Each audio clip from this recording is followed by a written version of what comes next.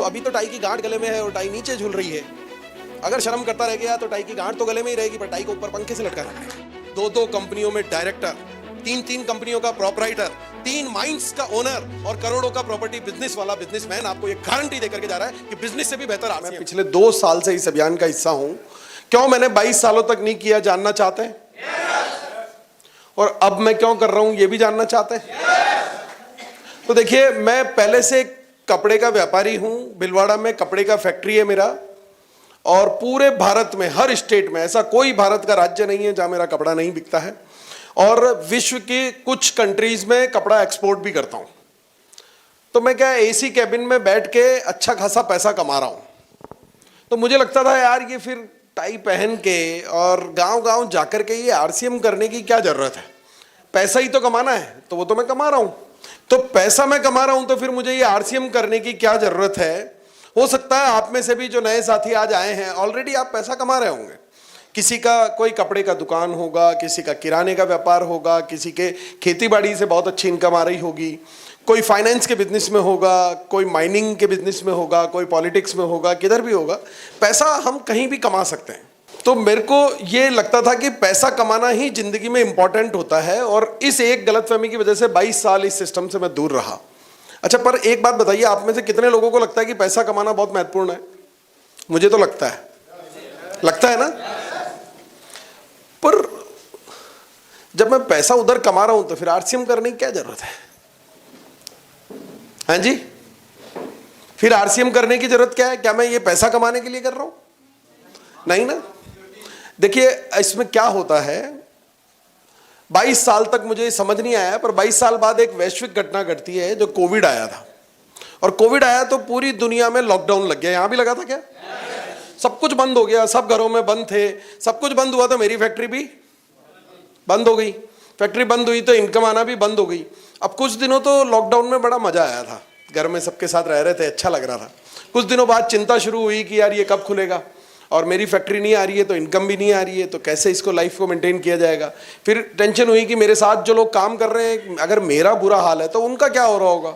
फिर लगता था कि यार दुनिया में और कई लोग हैं, दिहाड़ी मजदूर हैं, जो रोज कमाते हैं, रोज खाते हैं, उनका क्या हो रहा होगा। और ऐसे पूरी दुनिया का दायरा टेंशन में था कि यार कई लोग कहीं नौकरी करते हैं, कहीं कुछ और करते हैं, बैंक में जो लोग काम करते हैं, क्या हो रहा होगा। तो सोचते सोचते आरसीएम वालों की भी टेंशन हुई कि यार आरसीएम वालों का क्या हो रहा होगा। पर मैंने इनको चेक किया था, यार इनके तो मजे हो रहे थे, क्योंकि आरसीएम का कोरोना आ रहा है, पूरी दुनिया बंद है, पर इन लोगों के चेक आना बंद नहीं हुए। उल्टा कोरोना के दौरान इनको डबल फायदा हुआ, काम करना बंद, फील्ड में जाना बंद, और घर में बैठे मजे से पूरे परिवार के साथ मजे ले रहे हैं, सुबह शाम पकवान खा रहे हैं, और चेक पहले से ज्यादा आ रहे हैं।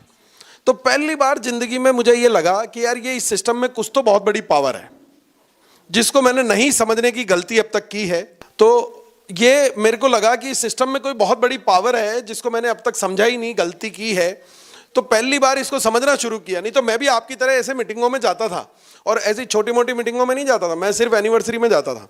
और उस जमाने में जो एनिवर्सरी होती थी ना, तो रेवाड़ी में एक एनिवर्सरी हुई थी जिसमें 1.5 लाख लोग आए थे। और दिल्ली में जो हर साल एनिवर्सरी होती है लगभग 25-30 हजार लोग आते हैं, और पहली लाइन में जाके बैठ जाता हूं क्योंकि परिवार का हिस्सा हूं, तो बहुत अच्छा लगता है।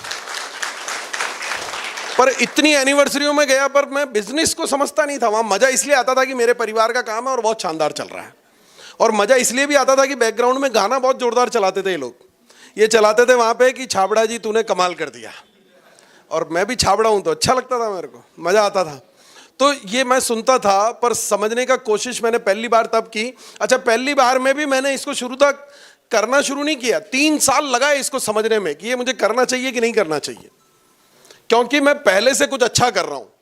जो व्यक्ति पहले से घोड़े की सवारी कर रहा होता है ना, उसकी इच्छा होती है कि अब मैं हाथी की सवारी करूं। वो कभी भी ये नहीं चाहेगा कि घोड़े से उतर के गधे पे बैठ जाऊं। तो मेरे सामने प्रश्न ये था कि यार मेरा करोड़ों का टर्नओवर है, इतनी इनकम मेरे को आती है, क्या इतना आरसीएम मुझे दे पाएगा क्या? और यकीन मानना साथियों, उन 3 साल की रिसर्च की मैंने, एक एक बारीक से बारीक रिसर्च, आरसीएम के पास्ट को देखा, आरसीएम का वर्तमान देखा, आरसीएम का भविष्य देखा, एक एक लीडर की कहानी को देखा, हर व्यक्ति ने कहां से शुरू किया था, आज वो किस मुकाम पर है और क्या वो आगे कितना जा सकता है, उस पोटेंशियल को चेक किया। और 3 साल बाद मुझे समझ में आया कि मैं जो कर रहा हूं वो तो कुछ भी नहीं है, उससे भी कुछ बहुत बड़ा अगर मुझे कुछ दे सकता है तो उसका नाम है आरसीएम। और इसलिए आज मैं उस बिजनेस को पार्ट टाइम करता हूं और इस आरसीएम अभियान का फुल टाइम हिस्सा हूं मैं। तो साथियों, ये आरसीएम अभियान जो है ना, दुनिया में इससे कुछ सरल हो नहीं सकता। अगर आपको इससे सरल कुछ पता है, मैं आज पूरी चीज बताने वाला हूं। जो 3 साल की मेरी रिसर्च है ना, वो पूरा निचोड़ आज आपको देने वाला हूं। अगले 1-1.5 घंटा अगर आपने मुझे ढंग से सुन लिया तो बहुत मजा आपको आने वाला। देखो, एक किस्सा सुनाता हूं आपको। एक औरत थी जो गर्भवती थी और बच्चा होने वाला था। उसको बच्चा होने वाला था, डिलीवरी का टाइम आ गया, लेबर पेन होने लगा, तो डॉक्टर साहब को बुलाया। डॉक्टर साहब अपना अटैची लेकर के आ गए। अटैची लेकर के आए तो उस कमरे में गए जिस कमरे में वो महिला थी, सबको बाहर निकाला। डॉक्टर साहब अंदर। 5 मिनट बाद पसीने से भीगे हुए डॉक्टर साहब बाहर आए। घर वालों ने पूछा क्या हुआ? अरे बोले बाद में बताऊंगा, पहले तुम कोई बड़ा सा पत्थर है क्या तुम्हारे पास? घर वाले टेंशन में बोले पत्थर क्यों मांग रहा है, पर उनको लगा यार ये तो डॉक्टर है, कुछ जरूरी चीज होगी, तो उन्होंने लाके दे दिया। फिर 5 मिनट बाद डॉक्टर साहब फिर अंदर गए पत्थर लेके, फिर पसीने से भरे हुए बाहर आए। घर वाले खुशी से बोले क्या हुआ? अरे बोले तुम्हारे पास आरी है क्या? बोले यार डिलीवरी कर रहा, कर क्या रहा है, आरी मांग रहा है। पर चूंकि उन्होंने सोचा डॉक्टर है, कुछ जरूरी होगा, तो उन्होंने आरी जानते हैं ना, लकड़ी काटने का जो होता है, तो बोले आरी, तो आरी भी लाके दे दी उन्होंने। फिर डॉक्टर साहब अंदर गए, फिर 2 मिनट बाद पसीने से भीगे हुए हाँफते हुए बाहर आए। अरे बोले यार हथौड़ा है क्या तुम्हारे पास? बोले डॉक्टर साहब ऐसी की तैसी, पहले ये बताओ कि हो क्या रहा है। बोले साला अटैची खुले तो बताऊं ना कि हो क्या रहा है। तो देखो, सफलता आज यहां पे भी जन्म लेगी, पर जब अटैची खुलेगी, यानी कि आपका ये दिमाग का ताला खुलेगा, तो सफलता जन्म लेगी, वरना कुछ भी नहीं होने वाला है। ये आरसीएम कोई बिजनेस नहीं है, कोई मेंबर जोड़ने की स्कीम नहीं है। अगर जो बिजनेस समझ के यहाँ आया है, या जिसने भी आपको ये बिजनेस समझाया है, शायद उन्हें ये पूरी जानकारी नहीं है। पिछले मैं अपने उन 3 सालों के रिसर्च और 2 साल से इसमें काम करने के एक्सपीरियंस के माध्यम से मैं आपको बताना चाहता हूं कि ये दुनिया का सबसे सरल, सबसे आसान और सबसे महान अभियान है। और इस अभियान के 3 मुख्य बिंदु हैं। वो है, पहला है स्वास्थ्य रक्षा। क्या है जी? स्वास्थ्य रक्षा पर हम किस प्रकार से काम करते हैं मैं आपको बताता हूं। पहला तो मुझे बड़ी खुशी हुई कि जिस तरह से आप तालियां बजा रहे हैं, ऊर्जा दिखा रहे हैं, आप लोग जिंदा हैं। पर जिंदा रहने के लिए, जिंदा क्यों है? क्या किया आपने ऐसा कि आप जिंदा हैं? खाना खाया आपने, है ना? सही है, नहीं तो भूखे मर जाते। बात सही है एकदम। सर के लिए तालियां बजा दो यार। अच्छा, जिंदा हो, करते क्या हो आप लोग रोजाना? अपनी जिंदगी से चेक करो। आगे भी जिंदा रहना चाहते हो तो करना क्या पड़ेगा उसको भी चेक करो। क्या आप रोज नहाते हो? यानी कि आप नहाते भी हैं, फिर खाना भी खाते हैं, फिर कपड़े भी पहनते हैं। ये तो करना ही है ना। अगले 30-40 साल 50 साल और जिंदा रहेंगे तो ये तो करना ही पड़ेगा ना। या कोई व्यक्ति कहेगा मैं तो नहीं नहाऊंगा सर, आज से कपड़े पहनना छोड़ दूंगा सर, खाना खाना छोड़ दूंगा सर। हो सकता है क्या ऐसा? नहीं ना। तो आरसीएम में जितने उत्पाद हैं, जितने उत्पाद, आप अगर सवेरे उठ करके चाय पीते हैं तो आरसीएम में मौजूद है, आप अगर ब्रश करते हैं तो आरसीएम में मौजूद है, टूथपेस्ट आरसीएम में मौजूद है, नहा दो साबुन मौजूद है, शैम्पू मौजूद है, कंडीशनर मौजूद है। आप अगर भगवान को अगरबत्ती करते हैं, इबादत करते हैं, तो साला इसमें अगरबत्ती मौजूद है। उसके बाद अगर आप नाश्ता करते हैं तो प्रोटीन मौजूद है, आप खाना खाते हैं तो आटा दाल चावल मौजूद है, कपड़े पहनते हैं तो sari salwar suit pant shirt kurta pyjama जूते चप्पल मोजे टाई बेल्ट मौजूद है, जो जिंदा रहने के लिए जरूरी है कि नहीं है? तो ये बताइए कि अगर आप केवल आरसीएम के प्रोडक्ट के साथ जिंदा रहते हैं, दुनिया में अब तक आपने 30 40 50 साल तक आप जिंदा थे, लाखों रुपए के सामान आए घर में, क्या 1 रुपया भी उसके बदौलत आया क्या? पर यहाँ काफी सारे लोग ऐसे बैठे हैं जिन्होंने कुछ सालों से सिर्फ आरसीएम का सामान लेना शुरू किया और साला बंगला बन गया, गाड़ी बन गई, लाखों आ गए, करोड़ों आ गए, फिर भी हमें समझ नहीं आ रहा कि हमें ये प्रोडक्ट यूज करने चाहिए कि नहीं करने चाहिए, है ना जी? तो ये प्रोडक्ट है, तो जीवन जीना कोई व्यापार है क्या? बस आरसीएम के प्रोडक्ट के साथ ही जीवन क्यों जिए? सवाल तो इतना सही है ना। जिंदा तो रहना है तो ये तो सामान यूज करने ही पड़ेंगे, नहाना पड़ेगा, खाना पड़ेगा, कपड़े पहनने पड़ेंगे। पर क्यों आरसीएम के ही पहने, सबसे जीवन में महत्वपूर्ण सवाल ये होता है। और आरसीएम के प्रोडक्ट बनाते वक्त कंपनी ध्यान रखती है कि वो प्रोडक्ट ऐसे हो जो डेली काम में आने वाले प्रोडक्ट हो। कोई प्रोडक्ट ऐसा नहीं है कि आप घर पे ले जाके सोचो कि साला यार इसको किसको ले जाके दूं। आप खाएंगे खत्म हो जाएगा, आप यूज में लेंगे खत्म हो जाएगा। आपकी रोजाना की जिंदगी में वो काम आता ही आता है। दूसरा, वो प्रोडक्ट आपको हेल्दी हो, किसी प्रकार की मिलावट नहीं हो, आपके स्वास्थ्य को कोई नुकसान नहीं पहुंचे, इस चीज का ख्याल रखा जाता है। क्वालिटी इतनी शानदार हो कि अमीर से अमीर व्यक्ति ये नहीं कह सकता कि यार आपका तो प्रोडक्ट घटिया है, मैं तो इससे महंगे और शानदार प्रोडक्ट लेकर के आता हूं और इतनी वाजिब कीमत पर उपलब्ध कराए जाते हैं कि सबसे निम्न आय वर्ग वाला व्यक्ति ये नहीं कह सकता कि यार इतना महंगा तो मैं अफोर्ड ही नहीं कर सकता। इन सारी चीजों का ध्यान रखा जाता है। मैं अब आप लोगों को ये बताता हूं कि आपने दुनिया में कई लोग ऐसे देखे होंगे, कई व्यक्ति, कई महिलाएं, कई पुरुष आपने ऐसे देखे होंगे जिन्होंने जिंदगी में पान नहीं खाया, गुटखा नहीं खाया, शराब नहीं पी, तंबाकू नहीं खाया, बीड़ी सिगरेट कुछ भी यूज नहीं किया, कोई नशा नहीं, कोई व्यसन नहीं, फिर भी उनकी मृत्यु हो जाती है कैंसर से, हार्ट अटैक आ जाता है, लीवर फेल हो जाता है। और ये लीवर फेल वाला जो है ना, एक शराबी मेरा दोस्त मैंने मिला, जो मैंने कहा शराब मत पिया कर लीवर फेल हो जाएगा। बोले लीवर तो उसका भी फेल हो गया जो शराब नहीं पीता, मेरे को तो पीने दे, कह रहा था, है ना। पर लीवर फेल क्यों हो जाता है? जब हमने कोई नशा ही नहीं किया, कोई व्यसन नहीं किया, कोई चीज हमने की नहीं, तो ऐसा क्यों हो जाता है? क्योंकि बाजार में जो सामान मिलते हैं, इस हॉल में कोई ऐसा व्यक्ति है जिसने पार्ले जी का बिस्कुट नहीं खाया हो? सबने खाया है। अच्छा, एक पार्ले जी के बारे में एक बात आपको बताना चाहता हूं, उदाहरण के तौर पर मैं आपको बता रहा हूं। एक महीने में पार्ले जी कंपनी 1 लाख बिस्कुट के पैकेट बनाती है और बाजार में पार्ले जी के 10 लाख पैकेट बिकते हैं। तो ये 9 लाख कहां से आ रहे हैं जी? नकली। कहां से आ रहे हैं? अधिक मुनाफा कमाने के लिए कुछ लोग उसको नकली बनाते हैं, जो आपको दिखेगा पैकिंग बिल्कुल पार्ले जी असली जैसा। मैं दावे के साथ कह सकता हूं, मेरे सहित एक भी व्यक्ति इस हॉल में ऐसा नहीं है जिसने अपनी जिंदगी में वो नकली पार्ले जी नहीं खाया हो। सबके पेट में गया है। और फिर हमारे को धीरे धीरे धीरे धीरे इस तरह की गंभीर बीमारियां, चूंकि नकली उत्पाद हम खाते हैं, तो हो जाती है। बाजार में और कई सारी चीजें। ये एक मसाले का वीडियो है, मैं आपको दिखाने की बजाय मैं आपको बता देता हूं कि मसाला बनाने में क्या होता है। धनिया पाउडर जो होता है ना, धनिया पाउडर में घोड़े और गधे की लीद मिलाई जाती है। ईंट जो है ना, ईंट का बुरादा मिलाया जाता है मिर्च के पाउडर में, और साइट्रिक एसिड और लेड मिलाया जाता है हल्दी के अंदर, जिनसे गंभीर बीमारियां होती है। और हम लोग मजे से चटकारे ले लेकर उन मसालों को खाते हैं। आप किसी कंपनी का ब्रांड का लेकर के आ रहे हैं, पैकिंग वही है, ब्रांड वही लिखा हुआ है, पर अंदर मिलावट है। आप जज नहीं कर सकते, आप चेक नहीं कर सकते। और तो और मैं बताता हूं आपको कि कोई रसोई में कोई ऐसी चीज है जो बिना नमक के बन जाए? नहीं बन सकती। और शक्कर के बिना कोई त्योहार पूरा हो सकता है क्या? वो नमक और शक्कर जो है वो भी प्लास्टिक से बनाए जा रहे हैं, फैक्ट्री में बनाए जा रहे हैं। कि ये नमक और चीनी भी किससे बन रही है? प्लास्टिक से बनाई जा रही है। अब आप कहां बच सकते हैं? अच्छा, इतना पार्ले जी आपने खाया, लाखों रुपए का पार्ले जी आप खा गए। आप चाहें कि यार पार्ले जी की फैक्ट्री मुझे देखनी है, तो देख सकते हैं क्या आप लोग? आरसीएम वर्ल्ड कितने लोग गए आप में से? हाथ ऊंचा करके बताओ। ओहो गरज। तो ये मुझे बताइए कि क्या आपने वहां पे कोई फैक्ट्री देखी कि आरसीएम वर्ल्ड में? क्या क्या देखा? आटा बनते हुए देखा, मसाले बनते हुए देखे, नमकीनें बनती हुई देखी। आप जब देखने गए थे तो आपको गेट पे रोका गया था क्या कि पहले तेरी आईडी चेक करा? आईडी चेक नहीं करी? आपसे ये भी नहीं पूछा कि आप आरसीएम के मेंबर हो या नहीं हो? कुछ भी नहीं पूछा, आप गए और देख लिया। अच्छा, साला जिसको नकली बनाना ही नहीं है उसको किसके बाप का डर? जो मर्जी आए देख ले, जो मर्जी आए, चाहे वो आरसीएम अभियान का हिस्सा हो, नहीं हो, जुड़ा हो, नहीं जुड़ा हो। रोजाना हजारों की संख्या में एकेडमी के रूप में वहां पूरे भारतवर्ष से लोग पहुंचते हैं और उनसे एक सवाल नहीं किया जाता, और वो जिस मर्जी चाहे प्लांट में घुस करके वो प्लांट देख सकते हैं, अपनी आंखों से ये उत्पाद बनते हुए देख लेते हैं।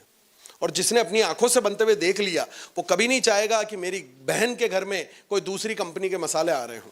वो कभी नहीं चाहेगा कि मेरे ननिहाल में कोई दूसरी कंपनी का तेल यूज हो रहा हो। चाहेगा क्या? और जब वो चाहता है, अपने ननिहाल में कहता है कि यार तेल खाना है तो आरसीएम का ही खाना, मैं आपके हाथ जोड़ता हूं। अपनी बहन को कहता है कि मसाले आटे तो तू आज से आरसीएम के ही खाएगी, मैं तेरे हाथ जोड़ता हूं। तो क्या वो कोई व्यापार कर रहा है क्या?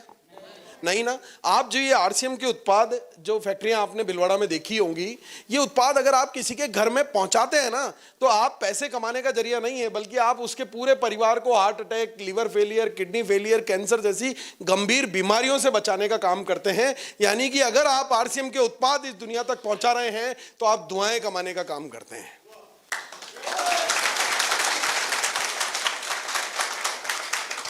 पैसा दुनिया में हजारों जगह कमाया जा सकता है, दुआएं कमाने के लिए सिर्फ आरसीएम को ही उपयोग में लेना पड़ेगा।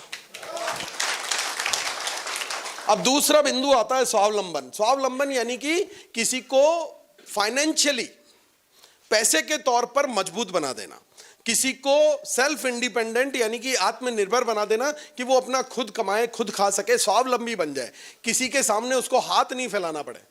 मेरा एक दोस्त है, अब चूंकि मेरा दोस्त है और फाइनेंशियली इतना मजबूत नहीं था, तो मेरे पास आया कि भैया मुझे 10,000 रुपए की जरूरत है।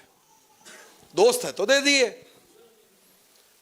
उसने कहा मैं महीने 2 महीने में आपको लौटा दूंगा। 2 महीने बाद वापस आया, मैंने सोचा पैसे लौटाने आया, पर उसने कहा कि यार मुझे एक 10,000 रुपए की और जरूरत है। मैंने कहा यार पहले वाले, बोले दोनों एक साथ में लौटा दूंगा। मैंने कहा ठीक है ले जा, फिर दे दिए। फिर 2 महीने बाद फिर आया तो खुशी हुई कि यार चलो अपने 20,000 रुपए वापस लौटाएगा ये। पर उसने फिर आकर के कहा कि यार इस बार मेरे कुछ गंभीर प्रॉब्लम है, घर में कोई बीमार है, शादी भी है, ऐसा भी है, वैसा भी है, तो मुझे 50,000 रुपये की जरूरत है। मेरी जगह आप होते तो दे देते क्या? मैंने भी नहीं दिए। यार कैसे कैसे देंगे? अब आप उसको, अच्छा मैंने क्या किया, मेरा एक मित्र है जो फाइनेंशियली थोड़ा कमजोर था, मैंने उसको आरसीएम करना सिखा दिया।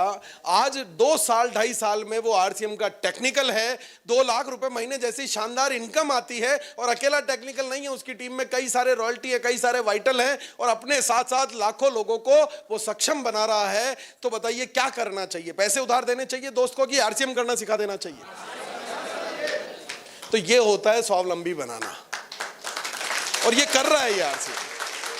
जब आप ये काम करते हैं तो केवल खुद पैसा नहीं कमाते हैं, जब तक आप अपने साथ कई लोगों को सक्षम नहीं बना सकते, तब तक आप भी सक्षम नहीं बन सकते। ये डिजाइन ही ऐसा है कि अगर संजीव सर इसमें बड़े हुए हैं, आज सुधी मैडम इसमें बड़ी हुई है, मंडल मैडम बड़ी हुई है, सर बड़े हुए हैं, तो इनके साथ लाखों लोग हैं जो आज इसके माध्यम से घर, बंगला, गाड़ी, इनकम शानदार ले रहे हैं। ये ऐसे ही काम करता है। तो इसके माध्यम से हम दुनिया को स्वावलंबी बनाते हैं। और पैसा कमाने के लिए हमें कुछ बिजनेस करना हो, और मान लो पार्ले जी की एजेंसी लेनी हो, तो लाखों रुपए देने पड़ते हैं साहब। लाखों रुपए देने के बाद पार्ले जी की एजेंसी मिलती है, मुफ्त में नहीं मिलती है। और लाखों रुपए देने के बाद भी अगर मैंने मान लीजिए अररिया डिस्ट्रिक्ट के लिए वो एजेंसी ली है, तो अररिया में ही मैं बेच सकता हूं, बाकी दुनिया में नहीं बेच सकता। बेच सकता हूं क्या? एक प्रोडक्ट की एजेंसी, लाखों रुपए का इन्वेस्टमेंट और एक सीमित दायरे में बेचना, और वहीं आरसीएम आपको देता है 450 से ज्यादा प्रोडक्ट की एजेंसी, और उसका भी कोई दायरा नहीं, पूरे भारत में जहां मर्जी चाहो व्यापार करो, पूरे भारत में। और ऐसा नहीं है कि आपका मिलने वाला कोई कश्मीर में रह रहा है या केरल में रह रहा है, तो आपको खुद को उठा करके वो प्रोडक्ट ट्रांसपोर्ट में रखकर उस तक पहुंचाना है या घर जाकर के देके आना है। आपको नहीं करना है ये काम, ये व्यवस्था आपके लिए कंपनी ने ऑलरेडी कर रखी है। पूरे भारत में कंपनी के 160 से ज्यादा डिपो हैं, पूरे भारत में 10,000 से ज्यादा रिटेल आउटलेट, जिन्हें हम वंडर वर्ल्ड कहते हैं, वो मौजूद है। पूरे भारत में 1.5 लाख से ज्यादा डिस्प्ले वॉल्स है, जहां लोग घर में ये उत्पाद रख करके अपने लोगों तक पहुंचाते हैं। और आदरणीय सौरभ सर ने एक शानदार सिस्टम शुरू कर दिया कि साला मोबाइल एप्लीकेशन में एक बटन दबाओ और घर पे होम डिलीवरी मंगाओ। बटन दबाओ, किसी के भी घर पे भिजवाओ। किसी भी शहर में वो रहता हो, उस शहर का आप सेंटर चूज कीजिए, मोबाइल एप्लीकेशन में अपने दोस्त का एड्रेस डालिए, उसके घर पे वो प्रोडक्ट पहुंच जाएगा। और ऐसा मैं कर रहा हूं, अपने कई दोस्तों के घरों पर ये प्रोडक्ट हर महीने मैं इस मोबाइल एप्लीकेशन के माध्यम से पहुंचा देता हूं। आप इस पावर को काम में लीजिए यार। और ये जो डिस्प्ले वॉल है, इसके माध्यम से मैं चांद पे कोई आदमी रहता हो तो वहां बिजनेस कर सकता हूं यार। एक डिस्प्ले वॉल खुलानी है, प्रोडक्ट पहुंचाना है। आप दुनिया में कहीं भी इसकी ताकत को पहचानो कि कंपनी ने आपके लिए कितना बड़ा सेटअप तैयार कर रखा है कि कोई बहाना आपके पास बचता ही नहीं है। आप सब कुछ कर सकते हैं। और ये सारा सिस्टम मैं कहता हूं ये इतना सरल है, मैंने जैसा पहले भी कहा, इससे सरल आप कुछ जानते हो तो मुझे भी बता देना, मैं वो भी करने को तैयार हूं। इतना सरल है कि एक व्यक्ति जो आरसीएम अभियान में जुड़ने से पहले दूध बेचने का काम किया करता था, अपनी साइकिल के पीछे स्टैंड पर दोनों साइड दूध की टंकी लगा करके घर घर जाकर के दूध देने का काम किया करता था। जिंदा इसको भी रहना था, और जिंदा रहना था तो सिर्फ एक निर्णय लिया, जिंदा इसको भी रहना था। इस दूध वाले ने एक निर्णय लिया कि आज से आरसीएम के ही प्रोडक्ट यूज करूंगा, और अगर अच्छा लगा तो दुनिया को भी बताऊंगा। और केवल मात्र इतना सा करने से आज ये इस सिस्टम के रूबी हैं। 5 लाख रुपए जैसी शानदार इनकम आत्माराम कसवा सर को आती है। यार दूध बेचने वाला यार, अगर वो इस सिस्टम का रूबी बन सकता है तो ये अभिषेक छाबड़ा तो डायमंड बनेगा ना यार, बनेगा कि नहीं बनेगा? या मैं इससे भी कमजोर हूं? क्या आप अपने आप को इससे कमजोर समझते हैं? इतना आसान कि अगर ये कर सकता है, आपको क्या लगता है कि इस तस्वीर को, केवल इस तस्वीर को देखें, क्या इंग्लिश बोलना आता था, किताबें पढ़ना आता था, कंप्यूटर चलाना आता था, भाषण देना आता था? आरसीएम में आ जाओ, आप सब कुछ सीख जाओगे, कोई दिमाग का बैरियर नहीं है। आप में से तैरना किसको आता है जी? आता है, बहुतों को आता है भैया। आप मुझे यहां कमरे में तैरना सिखा सकते हो क्या? उसके लिए क्या करना पड़ेगा? तो साला आरसीएम कैसे सीख जाओगे? आरसीएम में आओगे और सीख जाओगे, बाहर रह के नहीं सीखा जा सकता। अच्छा बताइए, नौकरी अच्छी होती है कि बिजनेस? बिजनेस अच्छा होता है। मैं 2 कंपनियों में डायरेक्टर, 3 कंपनियों का प्रोपराइटर, 3 माइंस का ओनर और करोड़ों का प्रॉपर्टी बिजनेस वाला बिजनेसमैन आपको यह गारंटी देकर के जा रहा है कि बिजनेस से भी बेहतर आरसीएम है। जानना चाहते हैं कैसे? जानना चाहते हैं? तो मैं देखो, बिजनेस से भी बेहतर आरसीएम ऐसा है कि मैंने आज के 20 साल पहले कपड़े का व्यापार शुरू करने के लिए 4 करोड़ रुपए लगा करके एक फैक्ट्री, 20 साल पहले 4 करोड़ लगा करके मैंने ये फैक्ट्री की शुरुआत की। अब फैक्ट्री ऐसे ही नहीं लग गई कि 4 करोड़ रुपए दिए इधर फैक्ट्री चालू, नहीं, ये कोई साबुन नहीं है कि पैसे दिए साबुनात में। मैंने सबसे पहले एक जमीन खरीदी। जब जमीन खरीदी तो वो जमीन खेती हरी जमीन थी, तो उसको इंडस्ट्रियल कन्वर्ट कराना पड़ा, ऑफिसों के चक्कर काटने पड़े। फिर जब इंडस्ट्रियल की परमिशन उस पर मिली तो एक बिल्डिंग बनाई गई। बिल्डिंग बनाने के बाद उसमें मशीनें विदेश से इंपोर्ट की गई, विदेश से लोग आए, उन्होंने मशीन को इंस्टॉल किया, भारत के लोगों को उस मशीन को चलाते कैसे हैं ये सिखाया, और जब सीखे तो रॉ मटेरियल मंगाया गया और कपड़ा बनाया गया। अब यहीं पे बात खत्म नहीं होती है। जैसे ही कपड़ा बनने लगा तो सरकार ने कहा यार फैक्ट्री चलाओगे तो पॉल्यूशन भी होगा, प्रदूषण तो करोगे तुम, तो तुम्हें पॉल्यूशन डिपार्टमेंट की परमिशन लेके आनी पड़ेगी। उसके बाद तुम्हारे को लेबर रखोगे तो लेबर डिपार्टमेंट से परमिशन लेकर के आनी पड़ेगी। बिजली का कनेक्शन लोगे तो इलेक्ट्रिसिटी डिपार्टमेंट से तुम्हें परमिशन लेके आनी पड़ेगी। मीटर लगाना पड़ेगा, डीपी लगानी पड़ेगी, ट्रांसफार्मर लगाने पड़ेंगे, और ऐसा कई सारे डिपार्टमेंट, रिक्को डिपार्टमेंट और कई सारे डिपार्टमेंट की परमिशन लेनी पड़ी। तब जाकर के कपड़ा बनना शुरू हुआ। और कपड़ा बनना शुरू हुआ तो सरकार ने कहा अच्छा बेचोगे? मैंने कहा हाँ। बेचोगे तो मुनाफा भी होगा? मैंने कहा हाँ। तो बोले फिर हर महीने तुम्हारे को जीएसटी भी जमा कराना पड़ेगा। जीएसटी का रिटर्न भर करके जमा कराना पड़ेगा, फिर हर महीने टीडीएस का रिटर्न भर करके जमा कराना पड़ेगा, फिर साल के अंत में इनकम टैक्स का रिटर्न भर के इनकम टैक्स जमा कराना पड़ेगा। इनकम टैक्स साल के अंत में भरोगे, पहले एडवांस टैक्स तुम्हें हर 3 महीने में जमा कराना पड़ेगा। और इतना सारा करने के बाद भी काम खत्म नहीं होता।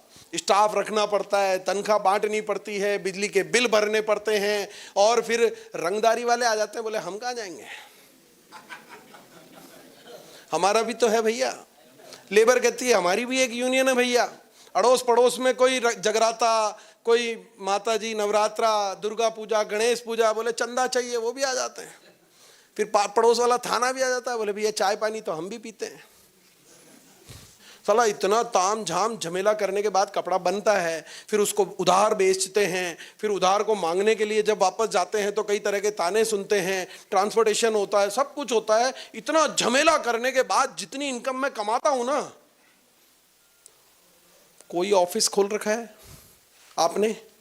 सर कोई ऑफिस खोल रखा है, कोई स्टाफ रख रखा है, कोई डिपार्टमेंट की परमिशन लेनी पड़ती है, कोई एनओसी लेनी पड़ती है, आपको कोई लेबर रखनी पड़ती है, अकाउंट्स मेंटेन करने पड़ते हैं, हिसाब किताब रखना पड़ता है। कुछ नहीं करना पड़ता, बिना किसी तामझाम झमेले के मुझसे ज्यादा पैसा आरसीएम के टॉप सीनियर लीडर्स कमा रहे हैं यार।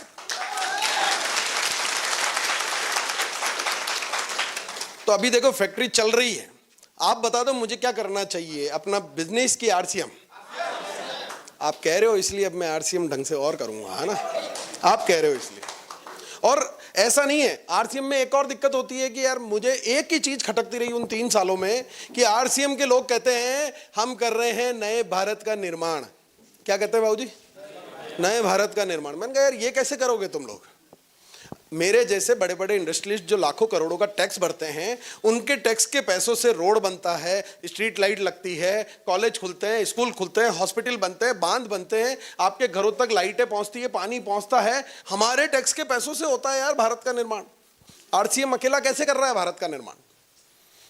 तो फिर बात जब समझ में आई तो मुझे लगा कि टैक्स पेयर करते हैं भारत का निर्माण। फिर एक तस्वीर मैंने देखी उन 3 सालों की रिसर्च के दौरान, तो वो जो तस्वीर नजर आई वो 2 भाइयों की तस्वीर थी। एक का नाम है समुद्रनाथ योगी, दूसरे का नाम है शंभुनाथ योगी। ये दोनों भाई आरसीएम की शुरुआत से पहले मेरे यहां ड्राइवर के तौर पर काम किया करते थे और दोनों भाइयों की तनख्वाह थी 3,500 रुपए महीना। एक भाई आज भी ड्राइवर है, आज भी सौरभ सर की गाड़ी वही चलाता है, फाटक खोल के सर को बिठाता है, अटैची उठा के डिग्गी में जमाता है और जब सर अंदर ऑफिस में बैठे होते हैं तो कपड़ा लेके गाड़ी चमकाता है। 20,000 रुपए उसकी तनख्वाह बढ़ते बढ़ते कितनी हो गई? 20,000 रुपए महीना। और वहीं ये दूसरा भाई जिसने निर्णय लिया कि मुझे तो अब आरसीएम अभियान का हिस्सा बनना है, आरसीएम के प्रोडक्ट खाना शुरू किया, लोगों को बताना शुरू किया, इसकी 1 महीने की इनकम है 2.5 लाख रुपए महीना।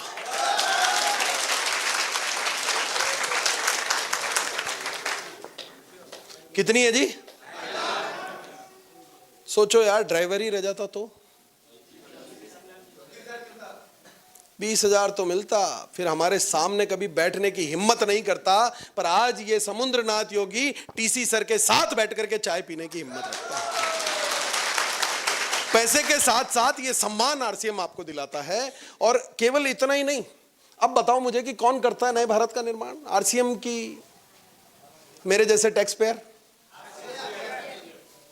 कैसे करता है आरसीएम? मैं आपको बताता हूं कि कुछ टैक्स पेयर्स के टैक्स चुकाने से भारत का निर्माण नहीं होगा, बल्कि आरसीएम जैसी शक्ति के साथ मिलकर के भारत के प्रत्येक नागरिक को इनकम टैक्स चुकाने वाला जब हम बना देंगे तो इस नए भारत का निर्माण होगा।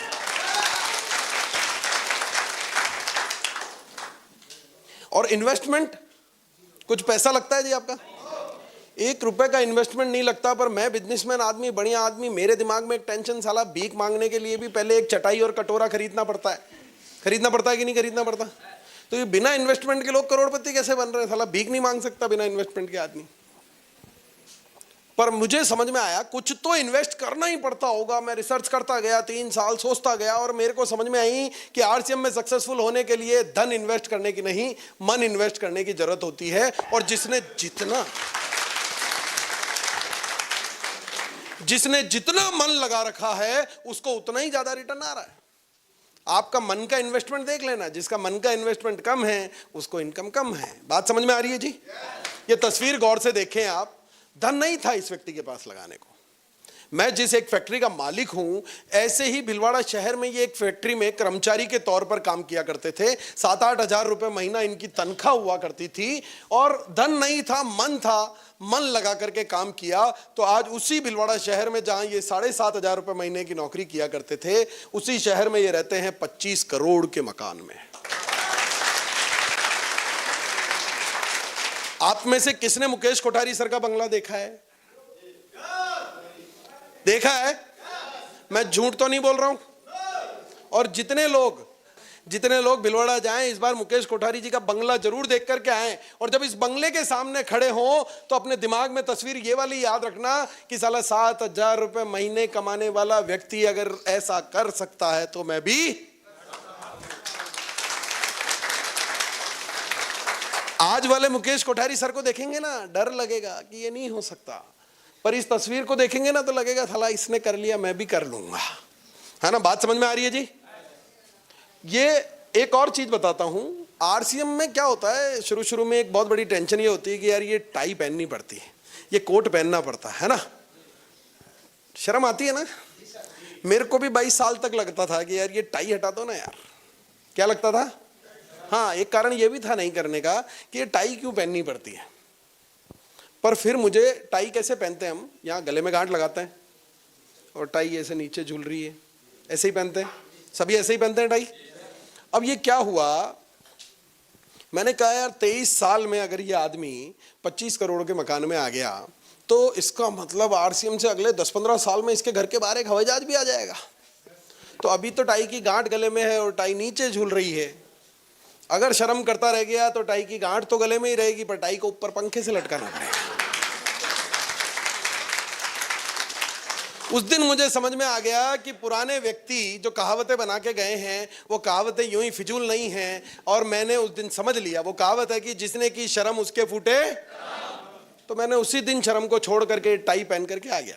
ये टाई पहनना बहुत जरूरी है। कईयों को लगता होगा यार ये क्यों जरूरी है, अभी भी वो मेरे को चैलेंज कर रहे होंगे मन ही मन में कि क्यों जरूरी है। अरे एक बात बताइए कि हॉस्पिटल में डॉक्टर एक कोट पहनता है, क्यों? चड्डी बनियान में भी तो कर सकता है आपका ऑपरेशन, वो कर सकता है कि नहीं कर सकता है, फिर क्यों कोट पहनता है? एक पुलिस वाला क्या अपना कानून बिना वर्दी के नहीं चला सकता? आपका बच्चा जो स्कूल पढ़ने जाता है उसको आप रंग बिरंगे कपड़ों में भेज दो ना, क्या फर्क पड़ता है? फर्क कुछ नहीं पड़ता। बात वो की वही है, पढ़ाई तो वो की वही मिलेगी, पर जब हम इस वर्दी में होते हैं तो हमें एहसास होता है कि इस वक्त ये काम मेरी जिम्मेदारी है। तो इसलिए वर्दी जरूरी होती है। एक और तस्वीर आपको दिखाता हूं, ये तस्वीर गौर से देखो। धन नहीं था लगाने को, धन नहीं था। 1500 रुपए महीने की नौकरी किया करते थे, इस तरह की सेमिनार सुनने के लिए साइकिल से आते थे और केवल मन लगा करके काम किया। तो आज जहां भी सेमिनार देने जाते हैं खुद की मर्सिडीज कार से जाते हैं। तो सक्सेसफुल होने के लिए धन लगाने की आवश्यकता नहीं है, मन लगाने की आवश्यकता है। बात समझ में आ रही है जी?